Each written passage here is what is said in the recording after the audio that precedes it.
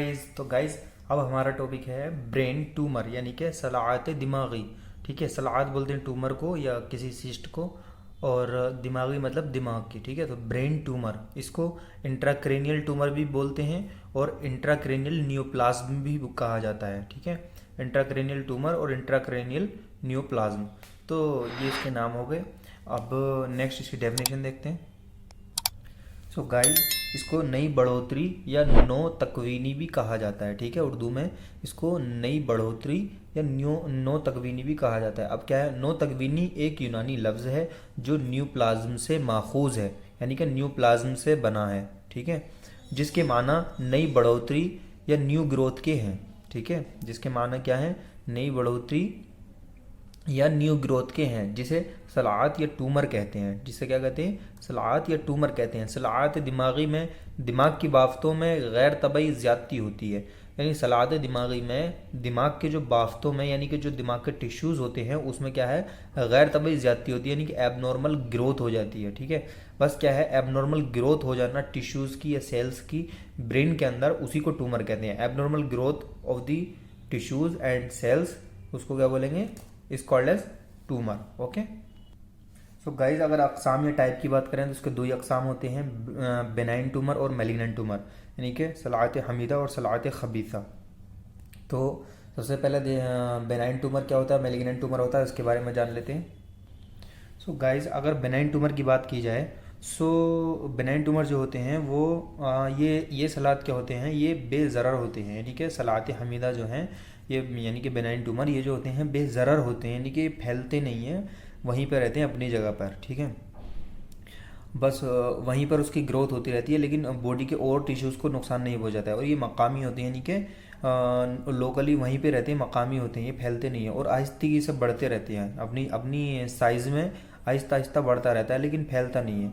ठीक है, ये दूसरी साख्तों को नुकसान नहीं पहुंचाते हैं, और अलबत्ता ये अपनी बढ़ी हुई जसामत से जो करीबी बाफ्त होते हैं, यानी कि टिश्यूज़ होते हैं, उन पर दबाव डालते हैं और तनाव डालते हैं। ठीक है, यानी कि जब साइज़ बढ़ेगा, ट्यूमर बनेगा, तो आसपास के टिश्यूज़ पर दबाव डालेगा, उसको दबाएगा, प्रेशर डालेगा, है ना।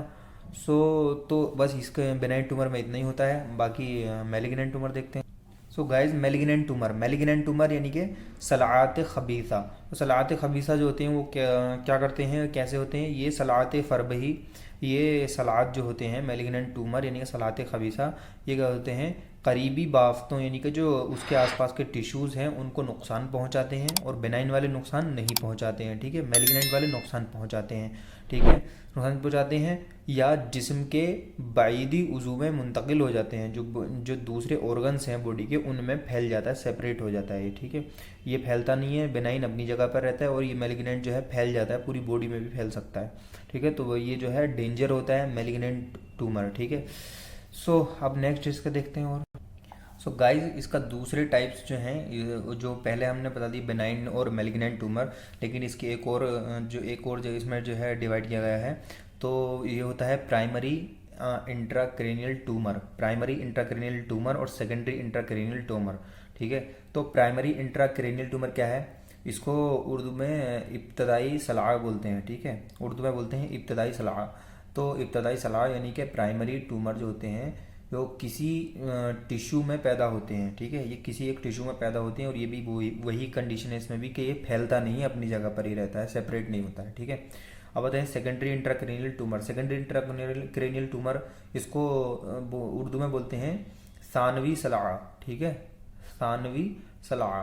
ठीक है, तो ये सलाह जो होते हैं वो इब्तदाई सलाह यानी कि प्राइमरी जो ट्यूमर होता है, प्राइमरी इंट्राक्रेनियल ट्यूमर, उसके चंद अज़ा जिस्म के किसी और जिस हिस्से में जाकर वहाँ सलाह पैदा कर देते हैं, और इसका इब्तदाई या असल सलाह से कोई भी ताल्लुक़ ना हो, इसे सानवी सलाह कहते हैं। यानी कि जो प्राइमरी इंट्राक्रेनियल ट्यूमर होता है उसमें से थोड़े से पार्ट अलग होकर बॉडी में जाकर किसी दूसरे ऑर्गन में जाके और जो है दूसरा ट्यूमर पैदा कर देते हैं, और इसका जो है प्राइमरी से कोई लेना देना नहीं होता है, प्राइमरी से कोई कांटेक्ट नहीं होता है। सेकेंडरी अपने आप में एक पूरा नया ट्यूमर बनता है। ठीक है, तो प्राइमरी में से ही निकलता है सेकेंडरी। ठीक है, तो यानी कि अगर प्राइमरी ना हो तो सेकेंडरी भी नहीं होगा, तो सेकेंडरी जो है वो प्राइमरी पे डिपेंड है, तो ये याद रखना अच्छे से।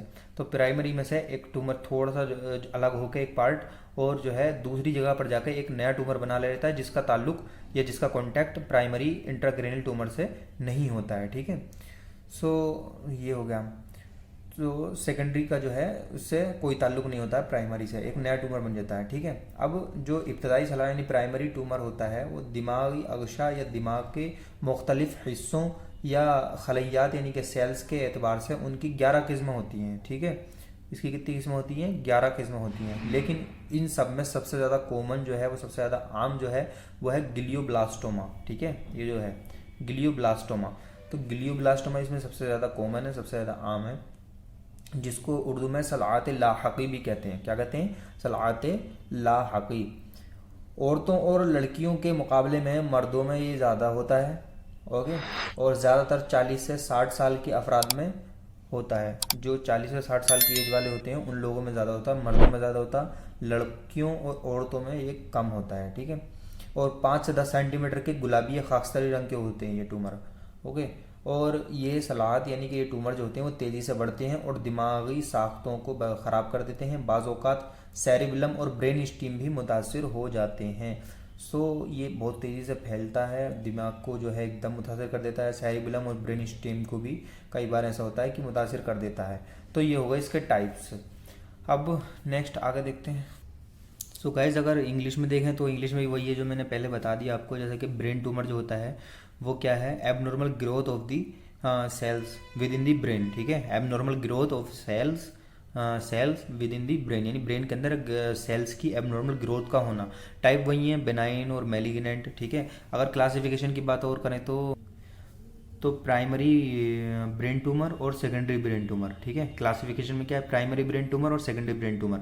सो अगर क्वेश्चन आए तो आपको ये सारी मेंशन कर देना और उसके अंदर थोड़ा थोड़ा लिख देना है, ठीक है। मैं बेनाइन ट्यूमर, मैलिग्नेंट ट्यूमर लिखना है, ठीक है। उसके बाद primary intracranial tumour, secondary intracranial tumour भी लिखना है, और प्राइमरी ब्रेन ट्यूमर और सेकेंडरी ब्रेन ट्यूमर भी लिख देना है, ठीक है।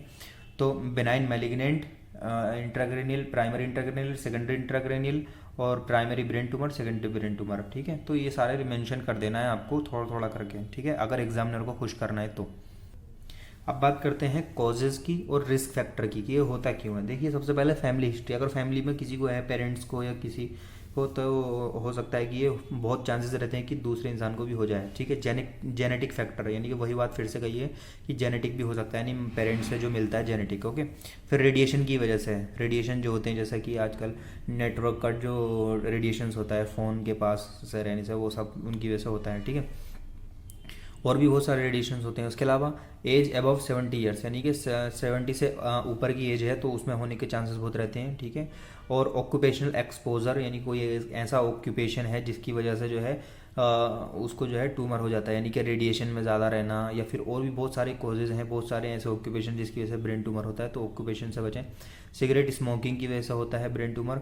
और यूज़ ऑफ हेयर डाई, यानी कि जो हेयर डाइज हम बालों पे यूज़ करते हैं, हेयर्स पे लगाते हैं, तो उसकी वजह से भी जो है ब्रेन ट्यूमर होने के बहुत चांसेस रहते हैं, क्योंकि उसके अंदर बहुत ज़्यादा हार्मफुल जो है केमिकल्स यूज़ किए जाते हैं, ओके। सो ये इतना यहाँ पे हो गया। नेक्स्ट गाइस, क्लिनिकल फीचर्स की बात करें तो सबसे पहले आपको दिख ही रहा होगा, हेडेक होता है, इसमें वोमिटिंग होती है, कोमा होता है, ब्लड विजन होता है, यानी कि ब्लर दिखाई देता है उसको। लैक ऑफ रिकॉग्नाइजेशन होता है, यानी कि रिकॉग्नाइजेशन कम हो जाता है उसका। और लॉस ऑफ टेस्ट, यानी कि टेस्ट नहीं आता उसको किसी भी चीज़ का, और स्मेल नहीं आती है किसी भी चीज़ की। मेमोरी लॉस होती है, ठीक है, यानी कि किसी चीज़ का टेस्ट नहीं आएगा, स्मेल भी नहीं आती है, और मेमोरी भी उसकी लॉस हो जाती है। तो ये हैं सारे इसके क्लिनिकल फीचर्स। डियाग्नोसिस कैसे करेंगे, कैसे डायग्नोस करेंगे उसको? तो सबसे पहले उसको कराएंगे फिजिकल एग्जामिनेशन करेंगे उसका। फिजिकल एग्जामिनेशन में मतलब ऐसा है, उसको जो है ये जैसे आईज़ का जब एग्जामिनेशन होता है, आपने देखा होगा कैसे करते हैं फिजिकल एग्जामिनेशन। वो जो वर्ड्स सामने एक बोर्ड रख के पढ़वाते हैं, वो वर्ड्स के ये बोलो ABCD ऐसा, है ना, या फिर 1 2 3 4 5 ऐसा दिखा के वो पूछते हैं ना, वो फिजिकल एग्जामिनेशन करेंगे। हाथ उसके सामने करके ये देखने का बोलेंगे कि दिख रहा है कि नहीं दिख रहा है, वो सारा फिजिकल में आता है, वो सब करके देखते हैं, वो डॉक्टर करते हैं अच्छे से। तो हमको बस नाम लिखना है कि फिजिकल एग्जामिनेशन करेंगे। न्यूरोलॉजिकल एग्जामिनेशन करेंगे, न्यूरॉन का चेक करेंगे उसका सब ठीक है कि नहीं है। EEG कराएंगे, ठीक है। और मायोलोग्राम कराएंगे, मायोलोग्राम, और स्कल एक्सरे कराएंगे और बायोप्सी कराएंगे, ठीक है। सो इतने सारे डायग्नोसिस कराएंगे, इससे सबसे जो है कंफर्म हो जाएगा कि हाँ ब्रेन ट्यूमर है कि नहीं है। सो गाइज अब बात करते हैं मैनेजमेंट की। तो मैनेजमेंट कैसा करेंगे, सबसे पहले उसको करेंगे क्रेनियोटोमी, ठीक है, क्रेनियोटोमी करेंगे। तो एक ये होता है क्रेनियोटोमी, दूसरा फिर है ट्रांस स्फेनोइडल माइक्रो रिमूवल, ठीक है, ट्रांस स्फेनोइडल माइक्रो रिमूवल। तो ये कराएंगे। उसके बाद क्या है, डिबल्किंग थेरेपी कराएंगे, रेडिएशन थेरेपी कराएंगे, कीमोथेरेपी कराएंगे। अब यहाँ पे सवाल उठ सकता है कि रेडिएशन से तो पहले ही ट्यूमर हो रहा है, फिर रेडिएशन थेरेपी क्यों करा रहे हैं। तो वो रेडिएशन अलग होती हैं, ये रेडिएशन अलग होती हैं, ये उसके अपोजिट में काम करती हैं, ठीक है, ट्यूमर से बचाती हैं। तो ये वो रेडिएशन होती हैं। तो डिबल्किंग थेरेपी, रेडिएशन थेरेपी, कीमोथेरेपी, ये सब कराएंगे। उसके अलावा सपोर्टिव केयर क्या करेंगे देखेंगे। सो गाइज सपोर्टिव केयर में स्टेरॉइड्स देंगे उसको, ठीक है, स्टेरॉइड्स फर्स्ट, और उसके बाद एंटी कन्वल्सेंट ड्रग्स देंगे और शंट देंगे, ठीक है, शंट कराएंगे। तो ये हो गया सपोर्टिव केयर। अब देखते हैं यूनानी इलाज क्या करेंगे। सो गाइज यूनानी इलाज में सबसे पहले क्या है, माइल्ड ट्यूमर यानी खफीफ रसोलियाँ, अगर माइल्ड ट्यूमर है तो उसको क्या करेंगे, माइल्ड ट्यूमर में रस कपूर, शंगर्फ, दारचकना, समुल्फार, इन सब के मरकबात इस्तेमाल कराएंगे। क्या इस्तेमाल कराएंगे, इन सब के मरकबात, किसके, रस कपूर, शंगर्फ, दारचकना और समुल्फार, ठीक है। नेक्स्ट देखते हैं। तो गाइज अंदरूनी दिमागी तनाव को कम करने के लिए मुसीलात देंगे, यानी कि जो इंट्राक्रेनियल प्रेशर बढ़ रहा है उसके दिमाग में, तो इंट्राक्रेनियल प्रेशर को कम करने के लिए क्या है, उसको मुसीलात देंगे, ठीक है, यानी कि इसहाल लाने वाली दवाएं। इसके बाद बरशाजा, दवाउल शिफा, अफ्यून व खशखाश, इन सब के मरकबात इस्तेमाल कराएंगे, ठीक है। तो ये भी इलाज हो गया। आगे देखते हैं। सो गाइज मैदा और आमा का तनकिया करने के लिए मुरब्बा हलीला और इतरिफल ज़मानी का इस्तेमाल कराएंगे, ओके। मैदा और आमा का तनकिया करने के लिए, उनको साफ़ करने के लिए, क्लीन करने के लिए क्या करेंगे, मुरब्बा हलीला और इतरिफल ज़मानी का इस्तेमाल कराएंगे। सो गाइज टॉपिक यहीं पे ख़त्म होता है, मिलते हैं नेक्स्ट वीडियो में। चैनल को सब्सक्राइब करना ना भूलें और अब वीडियो को अपने फ्रेंड्स के साथ शेयर ज़रूर करें।